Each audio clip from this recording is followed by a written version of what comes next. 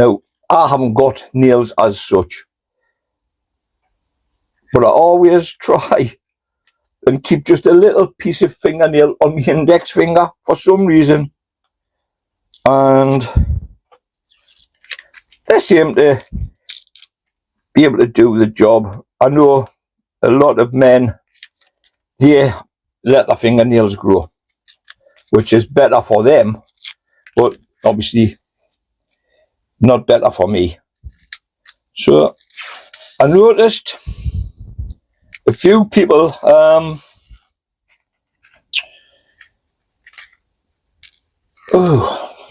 come on, for wrapping.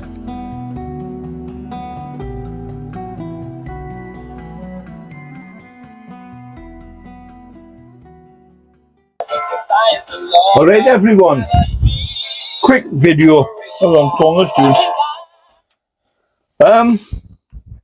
as I said, just a quick video. I want to include pardon me, a clip from Pete Trenowth's video from Friday gone on the Giant Onion Growing Challenge. Pete asked me a question. Well, he asked a question, but he asked me if I could give him an answer, which I did. And it was to do with pips from an onion seed head.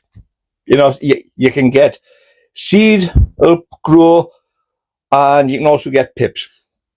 Now, there's not a lot of information out there on pips.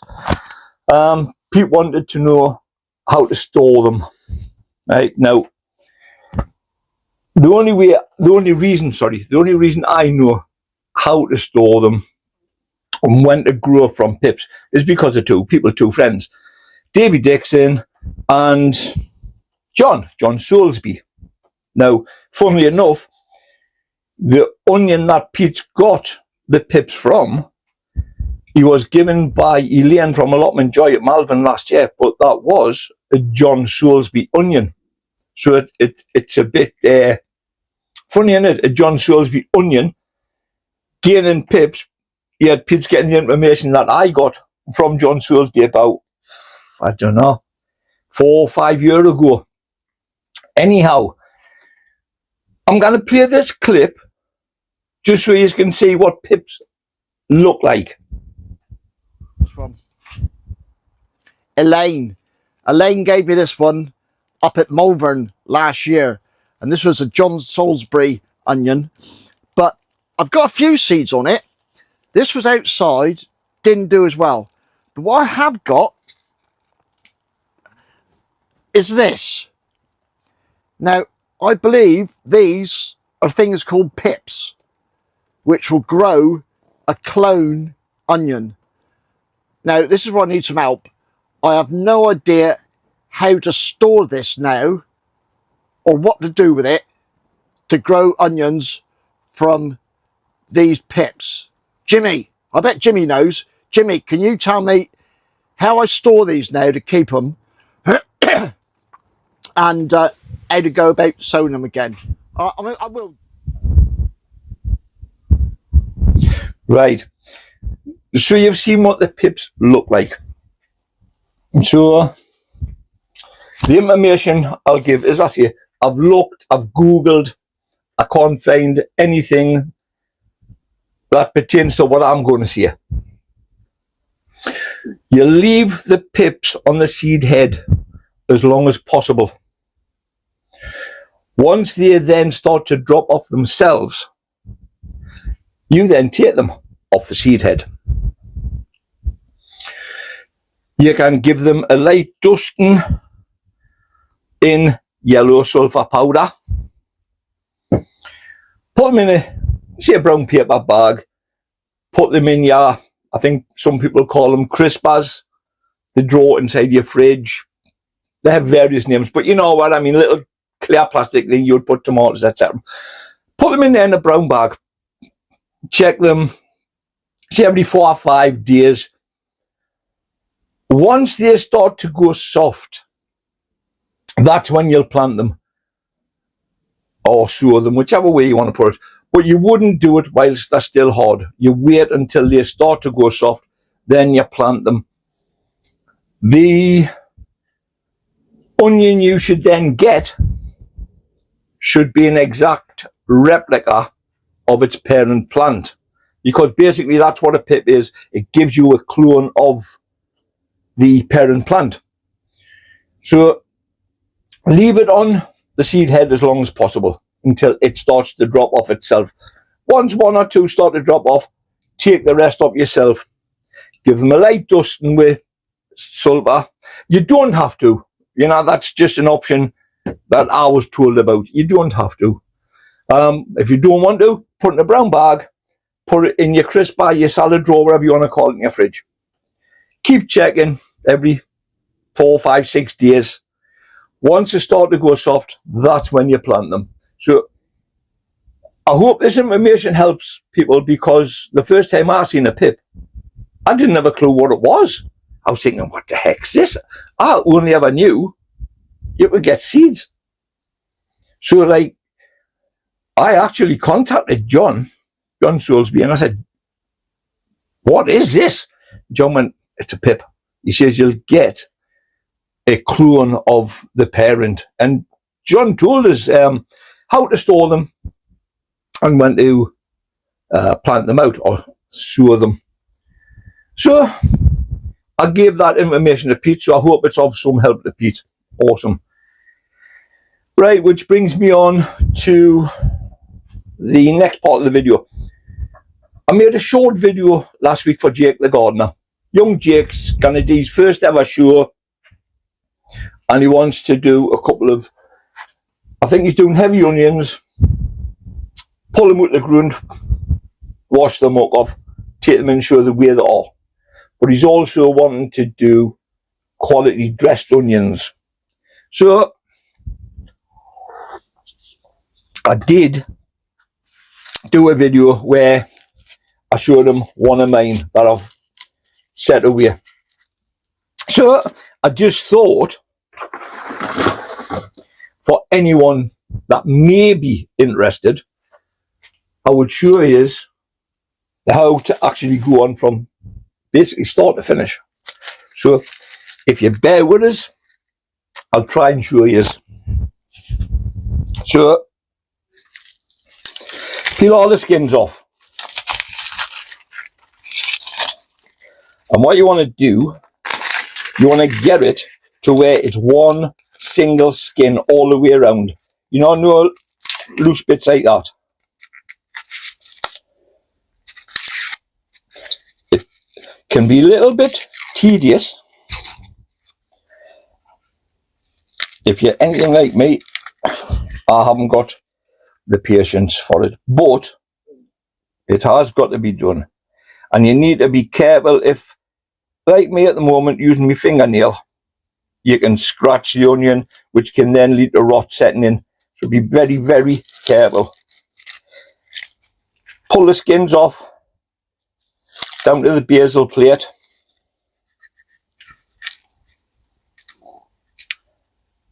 As I say, be very, very careful if you're using your fingernails or any sort of implement to lift those skins. It can be difficult.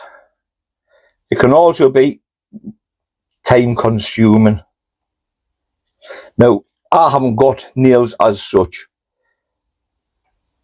but I always try and keep just a little piece of fingernail on my index finger for some reason, and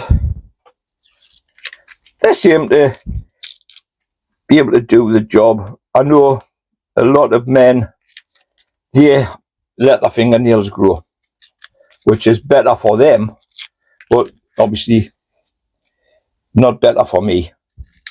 So I noticed a few people oh,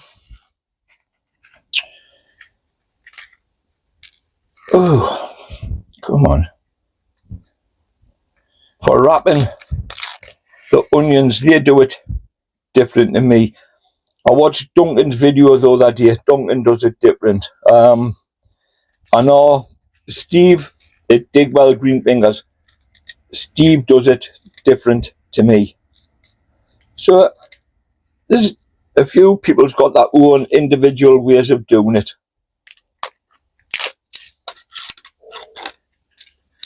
I tell you, there's always one awkward little bit.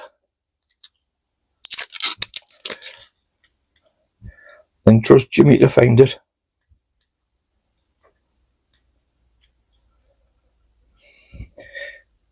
And I really don't want to use anything that's got a sharp edge.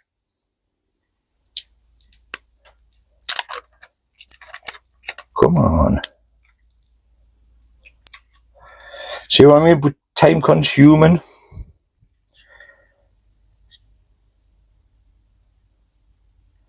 I used to have a little tool what mechanics use for taking the trims of car doors. Little plastic thing, and it had a rounded edge, but it was good for peeling skins. Now, I've never seen it for about 2 or 3 years. But I'm going to use a knife purely to lift by the edges that I've already lifted. I'm not picking with the knife. I'm just using it where them loose skins and I can't get it with my nail. I'm just lifting it with the knife. There's one tiny little bit there. Right. So you've took the skins off. Trim your roots. If you're like me, a few showmen do, they like to use a sharp knife and cut the basil plate. So I'm trying to show you, but you've still got to be careful not to nick the onion. See, I've just found a little bit of skin there that was hidden behind the roots.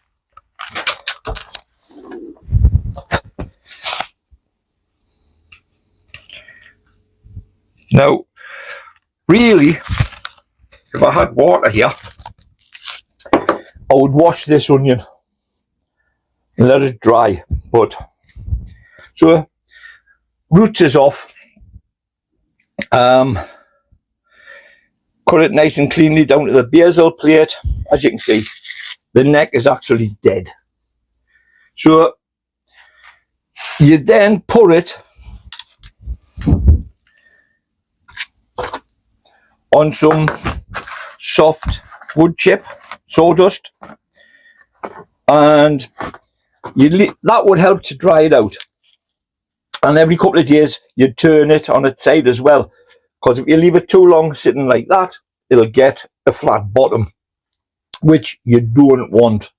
Yeah, and you can, I'll show you in a minute, get some rapier. Probably is about, I don't know, 2 foot here.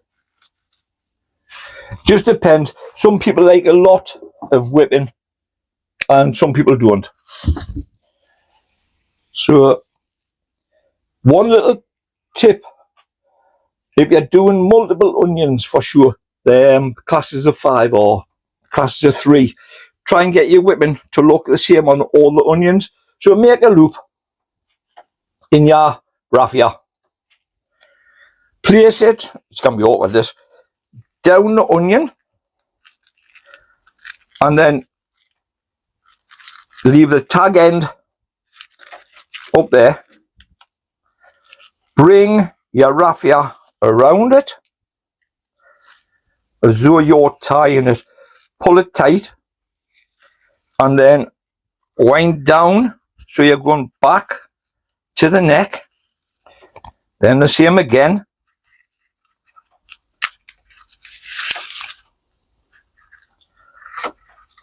Some people have the whipping a centimetre, some people like it more. You know, it's personal choice, because not all judges look for the same thing. So, you know, you've got to do what looks right for you. So I'll wind it up once more, and then take it back down.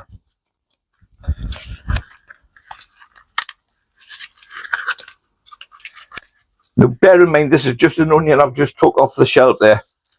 So once you come back down to the bottom again, you then take this end and put it through the loop that you've left there. So push that through, yeah,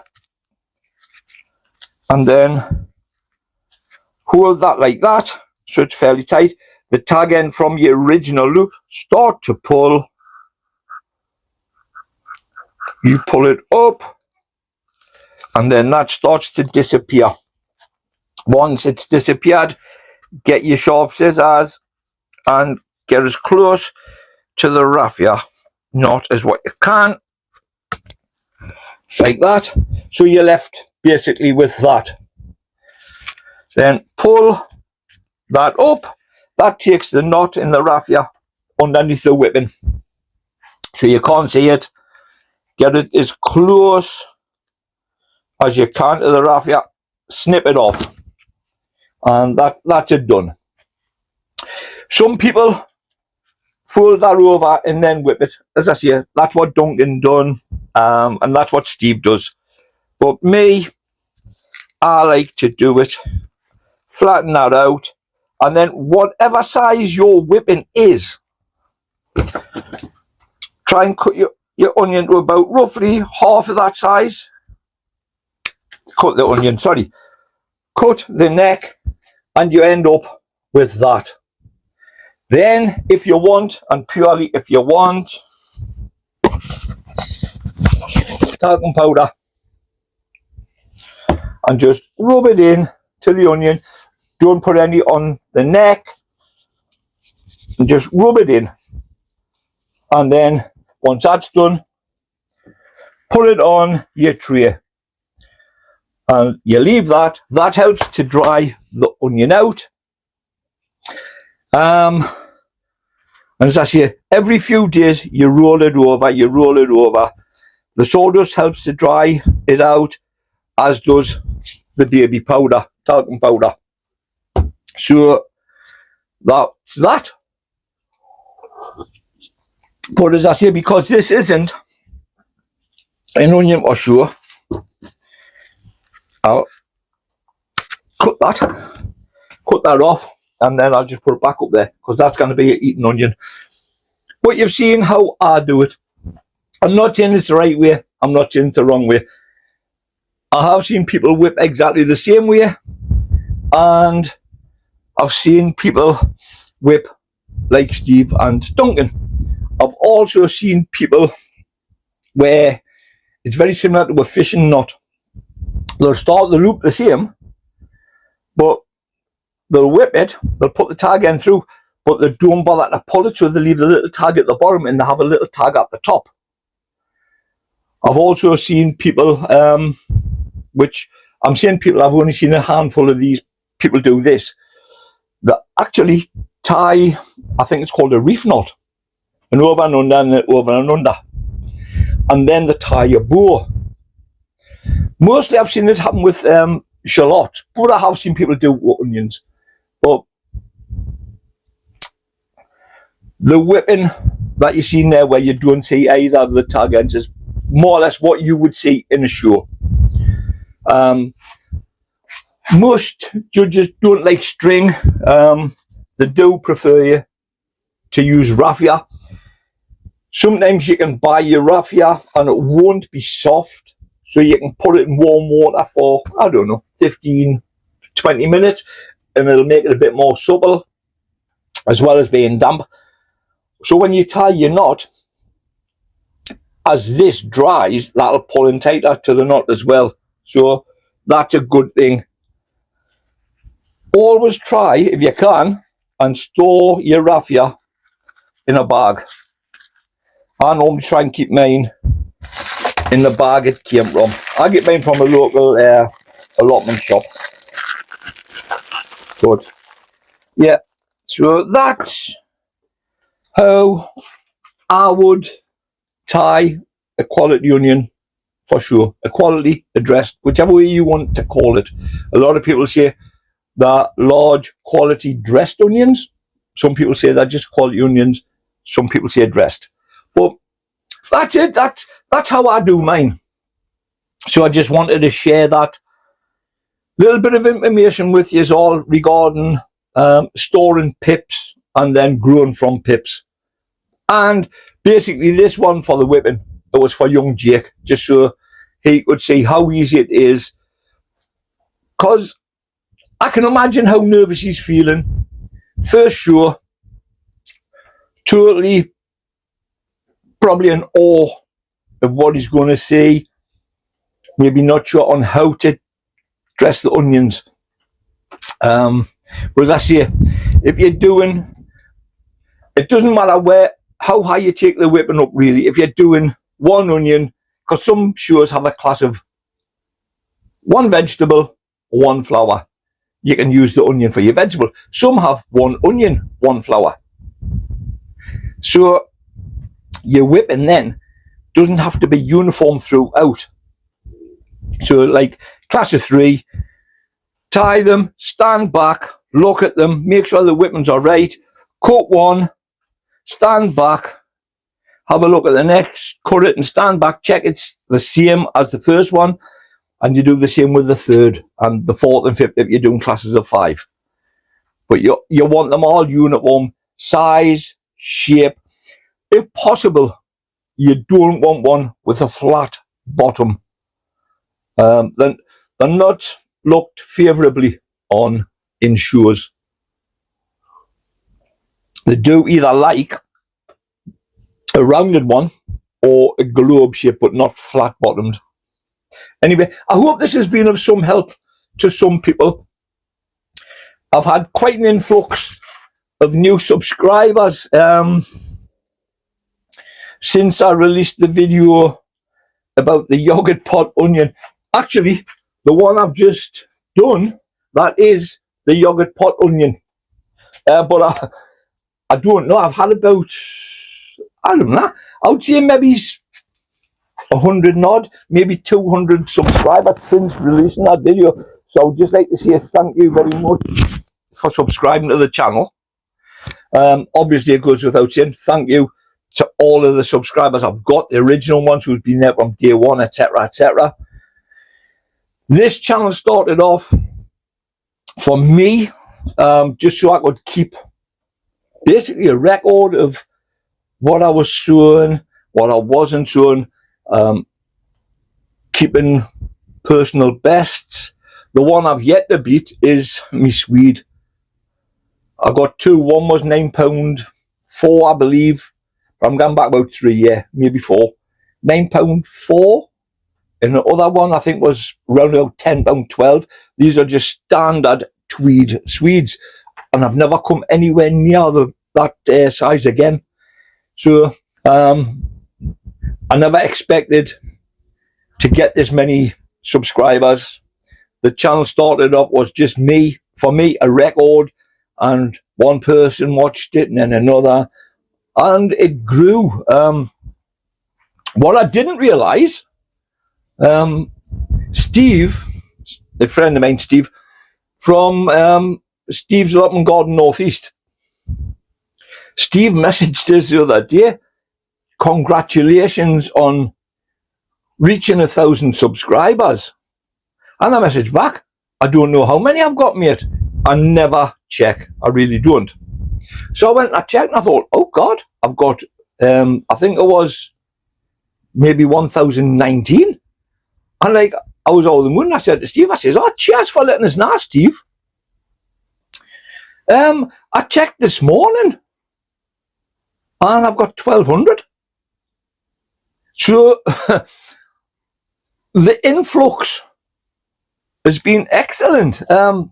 And as I say, I don't know if it's the yogurt pot onion or what, but I think the last time I looked, I maybe had about 800 subscribers. That was about a month ago, maybe 5 weeks. And I think in that 5 weeks, I've only done 2 videos, I think. So I am really, really thankful to everyone who subscribed. Thank you very, very much. Anyway, something I forgot to say before. I'm actually on my way home now. When I was telling you about the onions, putting them on sawdust, turning them to keep them from getting flat-bottomed. A lot of your top growers, you'll find, once they've got the onions ready, they'll store them in a cool, dark place.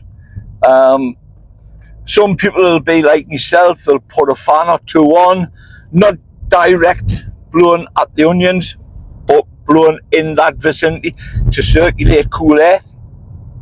But you also find a lot of them, they'll actually keep that onions on top of duvets. You know, they'll fold the duvet up so it's lovely and soft, and they'll put the onions on that. I meant to say that in the video before. It was just as I was driving out our gates, I thought, oh, I didn't mention that, so I'll have to put it in. Anyway, that was it.